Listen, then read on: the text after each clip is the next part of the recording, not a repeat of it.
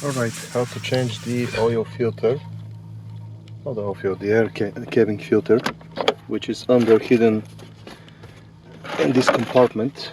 Let me just clean up all of my stuff. Okay. It's going to be much easier to change it when you clean stuff and it's empty. So basically what you do on the side here, you have to push it, and on the other side as well, simultaneously would be better.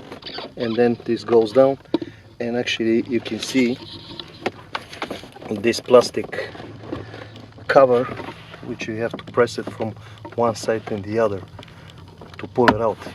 So press it here, press it to this side,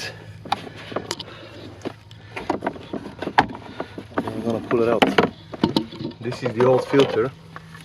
Actually, I've been reading that for about 10,000 miles, so it's time to change it. It doesn't look bad, but it's good to put a fresh one. Alright, I get one very good price and very similar to the other one. So this one, actually you can follow the airflow. You see here on the side says airflow. The arrow has to point down in the plastic, so it has to go this way. As you see, the plastic and goes down, so you have to put it like that. Okay, and you're good to go. That is pretty much, you know, the filter, how it goes in the car. And then the same way you put it in, such like that. When you put it back, squish it on the side, and you're good to go.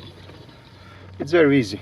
It's 1, 2, 3, and you're good to go with that air filter. And let me show you how to change it as well. I have a brand new over here. So you open the trunk, the hood. Okay. Open it here.